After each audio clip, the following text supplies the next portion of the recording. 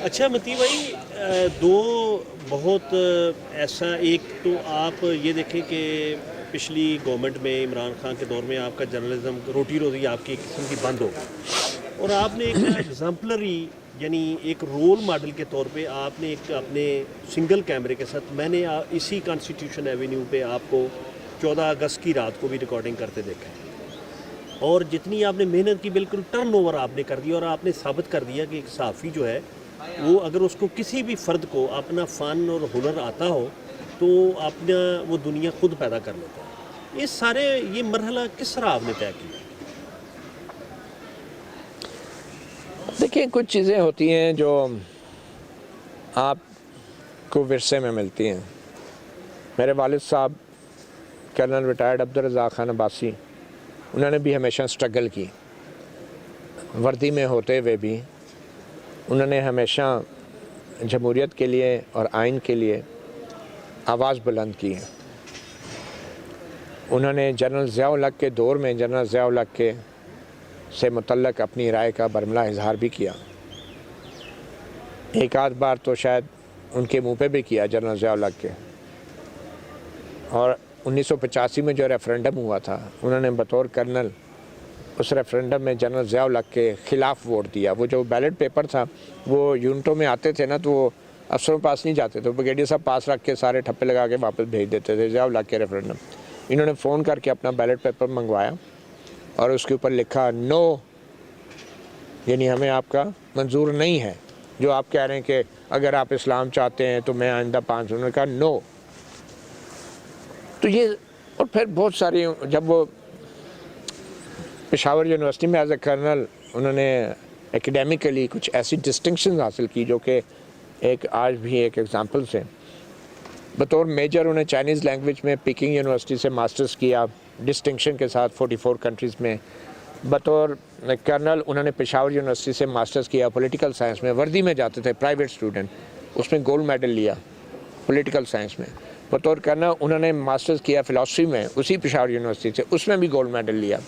और जब वो रिटायर हुए 85 में तो उन्होंने LLB की पंजाब यूनिवर्सिटी से। So he is the biggest source of inspiration for me in this world. और वो जो उनकी बातें थी वो सिर्फ कोई निसाबी बातें नहीं थी। उन्होंने अमली तौर पे अपने सूबे हज़ारे के लिए हज़ारा फ्रंट पार्टी बनाई और इलेक्शंस लड़े।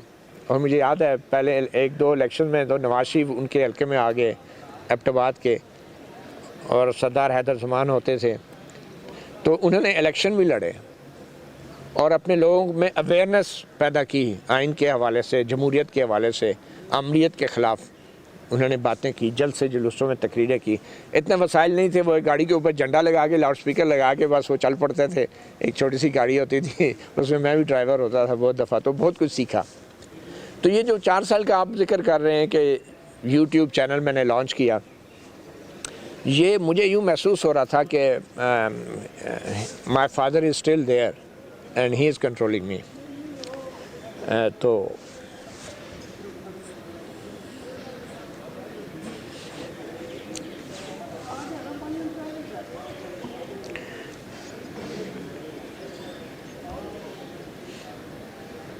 ये बड़ा एक इमोशनल लम्हा है कि जब आप अपने किसी बड़े को, और ख़ास तौर पे वालिद को, जिनके नक्शे कदम पे चल के आप खड़े होते हैं, और आप मतीउल्लाह जान उनकी वजह से हैं।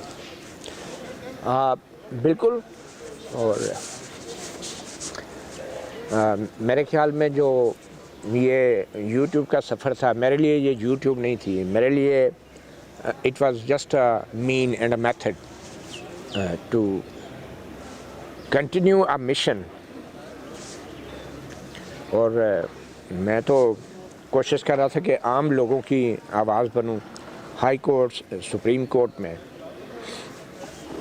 यानी मैंने खुद ये महसूस किया, यानी मैं तो कुछ भी नहीं हूँ आपके मुकाबले में जर्नलिज़म के एतबार से, लेकिन मैं शायद मेरे लिए ये मुमकिन नहीं है कि मोबाइल से मैं लोगों को रिकॉर्ड करूँ। और मैं जिस तरह, सच्ची बात है कि मैं समझता हूँ कि मेरे लिए तो कम से कम आप इंस्पिरेशन है, इन अ सेंस कि आपने कोई अपना स्टेटस नहीं देखा कि मैं मतीउल्लाह जान हूँ, मैं बड़ा मशहूर साथी हूँ, तो मैं क्यों लोगों को मोबाइल पे रिकॉर्ड करूँ? देखिए, मशहूरी ये साफ़ी ये कोई स्टेटस नहीं है, हम लोग इसको स्टेटस बनाते हैं। मुझे अफसोस होता है गाड़ियों पे प्रेस की पट्टियाँ लगाई होती हैं, प्रेस कार्ड जगह जगह लहराते हैं, दिखाते हैं। हमारा स्टेटस जो है वो दिखाने का नहीं होता, हमारा स्टेटस जो है वो लोगों के दिलों में अपने काम से इज़्ज़त बनाने का होता है। हमारा स्टेटस ये बड़ी बड़ी फटियाँ नेम प्लेटें लगाने से नहीं होता है। और हमारा स्टेटस क्या है, मैं जब पीटीवी में था, एक दिन मुझे कहा गया कि जनाब मुशर्रफ का आप इंटरव्यू करके आएँ। वो बलूचिस्तान में जब कहत आया था ये चीफ़ एग्जीक्यूटिव से, मैं गया, मेरे साथ सीनियर कैमरामैन था, मैंने जाके उनका इंटरव्यू किया जनाब मुशर्रफ का, वापस आया। अगले रोज़ सुबह 5 बजे की मैंने ड्यूटी लगाई कि रावलपिंडी में मैंने रावलपिंडी की सफाई के हवाले से एक वो रिपोर्ट बनानी है। तो मैंने जब ड्यूटी लगाई, मेरे साथ एक सीनियर कैमरामैन थे, औरंगज़ेब साहब होते थे। तो उनकी जब मैं वो कहते सुबह 5 बजे कौन, मैंने कहा बात यह है कि जब हम सफाई के ऊपर रिपोर्ट बनाते हैं तो सफाई का काम जो म्यूनसिपैलिटी वाले होते हैं वो सुबह सुबह उठ के सफाई कर रहे होते हैं, वो झाड़ू लेके ना। तो मैंने कहा मुझे चाहिए कि सुबह सूरज निकल रहा है और वो रावलपिंडी का वो जो सफाई करने वाला है उसको मैं ना उसके साथ कैप्चर करूँगा, मैं उसका इंटरव्यू करूँगा।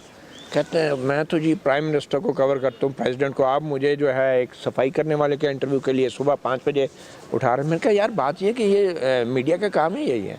आप अपने आप को क्या समझते हैं कि किसी जर्नल का इंटरव्यू कर लिया प्रेसिडेंट प्राइम मिनिस्टर का, तो आप एक जो सफाई करने वाले से बात नहीं करेंगे? मैंने कहा साफ़ी का तो काम है आवाम से इन टच रहना, और उसको ये नहीं समझना चाहिए कि वो बहुत बड़ा कोई शख्सियत है। वो बड़ा अगर है तो वो अपने काम की वजह से है, वो लोगों के लिए आप काम करते ना, किसी बड़े को खुश करने का तो नहीं करते।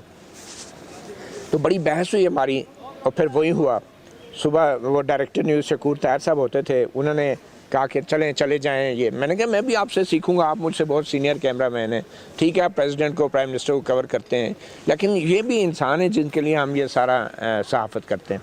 वो चले गए। सुबह हमने उसी तरह बड़ा अच्छा वो रिपोर्ट बनी, वो जब रिपोर्ट बनी वो सारे कूड़ेदान कवर किए, सफाइयों वाले का काम कवर किया, वो सफाई करने वाले जो वर्कर थे उनका इंटरव्यू किया, और वो जब रिपोर्ट चली तो बड़ा अच्छा फीडबैक है। वो कैमरामैन भी उसने कहा साहब बड़ी अच्छी रिपोर्ट है। तो वो कैमरामैन जो पहले शुरू में मुझसे नाराज़ रहते थे कि ये ऐसे मुश्किल से टाइम पे बुला लेता है, ड्यूटी कर लेता है, वो बाद में फिर खुद कहने लगे कि हम आपके साथ काम करेंगे। और बड़ा अच्छा उनका फिर मेरे साथ रिलेशनशिप भी बेहतर हुई, क्योंकि पाकिस्तान टेलीविज़न को ये फीडबैक आना शुरू हो गया, और ये स्टेट मीडिया था कि ये अच्छा एक कंटेंट आ रहा है। और उसमें मैं क्रिटिकल रिपोर्ट्स भी की पीटीवी में होते हुए सरकारी इदारों में, बहुत से मामला हैं। खैर वो बात क्यों, पीटीवी को मैंने जो छोड़ा, मैं 1 साल शेवनिंग स्कॉलरशिप में करता रहा, 1 साल के लिए लंदन गया था पीटीवी में होते हुए भी विदाउट पे। वापस आया तो मुझे फिर मैंने वो थोड़ा सा प्रेशर फील करना शुरू कर दिया कि यार यहाँ पे कुछ कर नहीं पा रहा था मैं जो मैं करना चाह रहा था। हालांकि बावजूद इसके कि मैं फिर भी बहुत पुश करता था, बड़े झगड़े फड्डे भी हुए पीटीवी में, इंग्लिश में भी रिपोर्टिंग करता था, उर्दू में भी। तो फिर मैं डेवलपमेंट सेक्टर की तरफ चला गया। इंटरन्यूज़ एक मीडिया ऑर्गेनाइजेशन है जो जर्नलिस्टों को ट्रेनिंग कराती है। ये 2002 में पैमरा के जब लॉ आया तो पूरे पाकिस्तान में रेडियो स्टेशन जो हैं वो बनने शुरू हो गए, FM रेडियो स्टेशन। तो उनकी ट्रेनिंग के लिए कोई सिस्टम ही नहीं था, पैमरा ने बनाया होता। फिर हमने एक तो पैमरा लॉ के ऊपर मैंने रिसर्च की, मैं वहाँ पे मीडिया लॉ एडवाइज़र भी रहा। आपने खुद लॉ भी किया हुआ? नहीं, लॉ नहीं किया हुआ, एज अ कोर्ट रिपोर्टर, क्योंकि कोर्ट रिपोर्टिंग में करता रहा काफ़ी अर्सा, 95 से 99। मिजाजन आप वकील हैं, कह सकते हैं आप वकील। मैं मेरे ख्याल में मैं सहाफ़ी ही ठीक हूँ। बिल्कुल सही। मैं बतौर वकील अपना तारफ़ या शनाख्त नहीं चाहता, मैं बतौर एक ऐसे जर्नलिस्ट अपनी शनाख्त चाहता हूँ कि जो अगर कोर्ट रिपोर्टिंग करता है तो वकील की तरह समझता है, और कुछ और भी करता है तो उसी शोबे के माहिर की तरह उसको होना है। Journalist should know everything about something and something about everything वाली बात है। मगर एनीवे वो जब मैंने फिर डेवलपमेंट सेक्टर में चला गया तो वहाँ पे फिर मुझे बहुत ज़्यादा काम करने का मौका मिला, और वहाँ पे मुझे एक नई दुनिया देखने को मिली, और मुझे ट्रैवल करने का मौका मिला। कश्मीर के जब ज़लज़ले आए तो वहाँ पे इमरजेंसी FM रेडियो स्टेशंस लगाने में बड़ा हमने काम किया। वहाँ पे इमरजेंसी FM स्टेशन लगवाए, वहाँ पे जाके लोगों को ट्रेन किया, और हुकूमत को भी बताया कि जहाँ डिज़ास्टर आता है वहाँ पे इंफॉर्मेशन ही जो है वो इंसानों को ज़िंदा रखने में मदद देती है। तो इसलिए वो फिर मैं इंटरन्यूज़ पे चला गया। फिर इंटरन्यूज़ के बाद दोबारा मैं रॉयटर्स टेलीविज़न ज्वाइन किया, और रॉयटर्स टेलीविज़न जब ये मुंबई के हमले हुए तो उस वक्त रॉयटर्स टेलीविज़न और दूसरे फिर court reporting lawyers movement cover की। फिर उसके बाद 4 साल डॉन में डॉन न्यूज़ में काम किया। वहाँ पे अरशद शरीफ हमारे ब्यूरो चीफ थे, मैं खुद डिप्टी ब्यूरो चीफ था, वहाँ पे उनके साथ काम किया और बहुत अच्छा हुआ। उस वक्त अरशद शरीफ भी माशाल्लाह से बड़ा स्टैंड लेते रहे और उन्होंने बहुत सारी डॉन न्यूज़ जब अंग्रेज़ी था हमने बहुत सारी ऐसी रिपोर्टें की कि कोई सोच भी नहीं सकता। खैर, और अरशद शरीफ ने बड़ा सपोर्ट किया और बड़ा स्टैंड लिया उस वक्त। और उसके बाद डॉन के बाद फिर डॉन में मैंने एक प्रोग्राम किया सहाफ़ियों के बारे में, अपना गिरबान। तो उसमें सहाफ़ियों के जो मामलात होते थे, कुछ अनएथिकल प्रैक्टिस होती थी। आपका मशहूर प्रोग्राम है जी हाँ, वो बड़ा एक किस्म का अभी भी याद किया जाता है, लेकिन वो अभी भी मैं समझता हूँ वो ऐसा आइडिया और ऐसा प्रोग्राम है कि कोई भी टीवी चैनल अगर वो शुरू करता है तो वो मेरे ख्याल में बहुत ही पॉपुलर हो सकता है।